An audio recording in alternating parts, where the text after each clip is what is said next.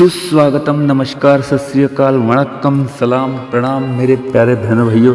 आपकी सेवा में आपके खिदमत में उपस्थित हो गया हूँ सी नारायण भाई लेकर कुछ कलाकारों की जीवनियाँ परिचय। जी हाँ बहनों भाइयों, तो आइए, ऐसे कई कलाकार हैं जो गायक हैं, गायिकाएँ हैं और संगीतकार, गीतकार भी हैं जिन्होंने अपना नाम रोशन किया है।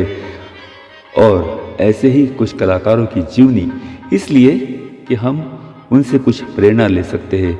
उन्होंने किया हुआ संघर्ष, उन्होंने उनकी समस्याएं और उन समस्याओं को उन्होंने किस तरह से हल किया, किस तरह से अपने दो हाथ बटाए, दो हाथ जम के लगाए और अपनी समस्याओं का हल किया।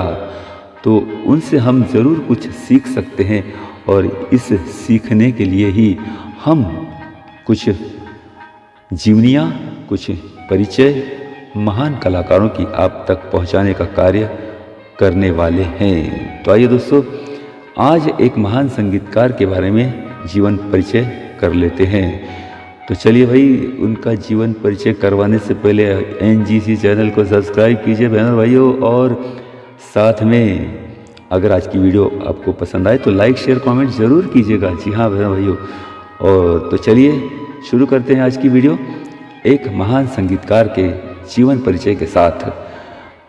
संगीतकार के नाम अगर गिनाऊं तो बहुत है दोस्तों। R.D. बर्मन जी, लक्ष्मीकांत प्यारेलाल जी, हेमंत कुमार जी, O.P. नैयर जी, मदन मोहन, जयदेव जी, लेकिन भाई श्री रामचंद्र जी, कितने नाम गिनाए भाई।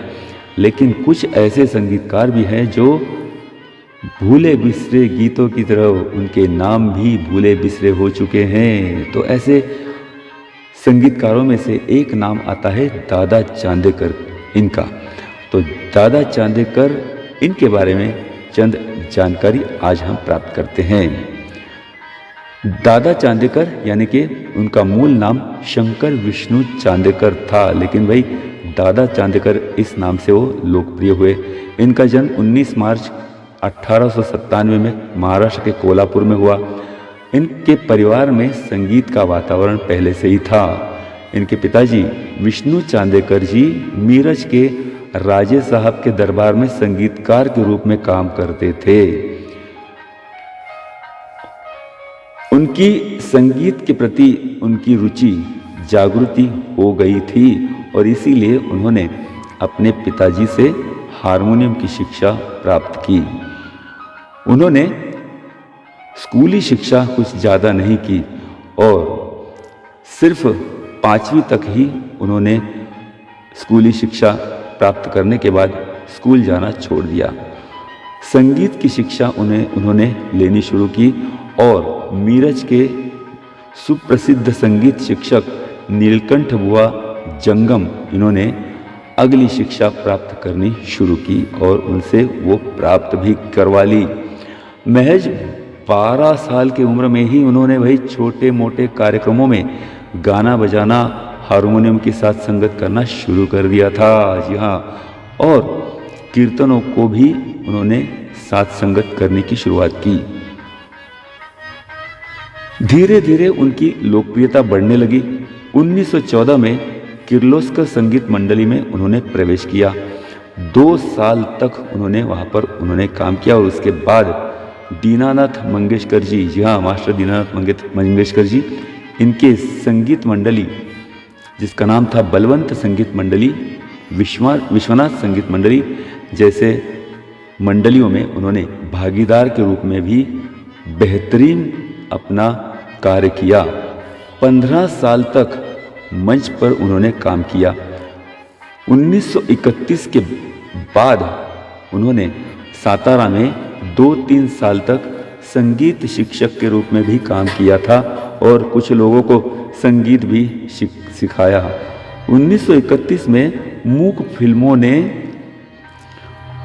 अपना दौर छोड़ दिया था और ध्वनि के साथ फिल्में बननी शुरू हुई थी और इसी अवस्था में दादा चांदेकर इन्होंने 1931 में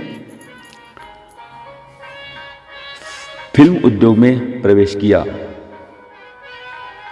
कोल्हापुर सिनेटोन प्रोडक्शन हाउस में उन्होंने ऑर्गेनाइजर के रूप में अपना नसीब आजमाया। 1935 में उन्होंने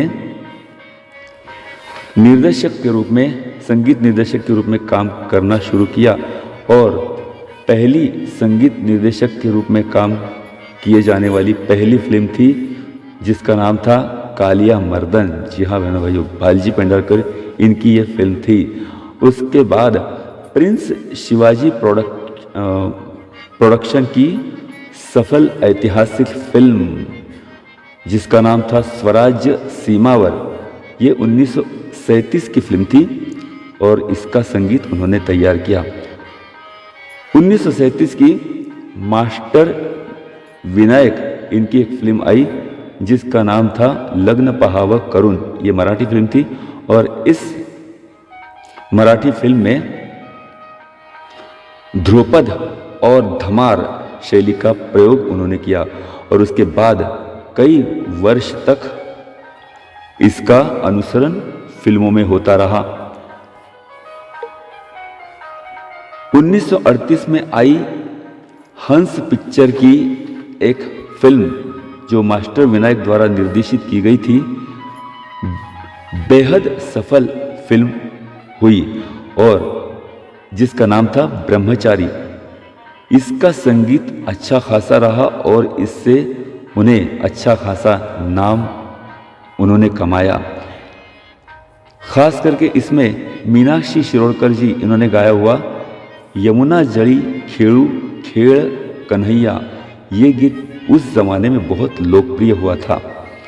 दादा चांदेकर जी इन्होंने 40 से अधिक कई मराठी और हिंदी फिल्मों में संगीतकार के रूप में काम किया था भाई, और बहुत ही अच्छा संगीत इस फिल्मों में दिया जो लोकप्रिय हुआ।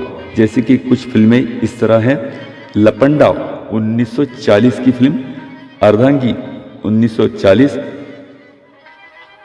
अमृत 1941, मोरूची मावसी 1948, ब्रह्म घोटाला 1949, सासर माहिर 1954। साथ में और कुछ फिल्में थी जिनमें से देवता 1939, पहली मंगलागौर 1942 और जय मल्हार 1947। ये फिल्म लावनी प्रधान रही और जिसमें लावनियों का इस्तेमाल किया गया था। ब्रह्मचारी का मगर उनका नटली एक गीत बहुत ही लोकप्रिय था जो आपको मैंने बता चुका हूँ, यमुना जड़ी खेड़ू खेड़ कन्हैया, ये गीत मीनाक्षी ने गाया था। साथ में उन्होंने कोई नाटकों में भी काम किया, नाटक के संगीतकार के रूप में, जिसमें से काळे गोरे, ब्रह्मचारी, अशी नटली रात्र पैजेची और जीव सरला पीळ उरला, ऐसे मराठी नाटकों में भी उन्होंने संगीत संयोजन के रूप में काम किया था। एक बेहतरीन हारमोनियम वादक के रूप में उन्होंने 1964 से लेकर 1975 तक आकाशवाणी पुणे केंद्र पर संगीत का संचालन भी उन्होंने किया था। जी हाँ बहनों भाइयों, और ऐसे महान संगीतकार रहे जिनका नाम था दादा चांदेकर।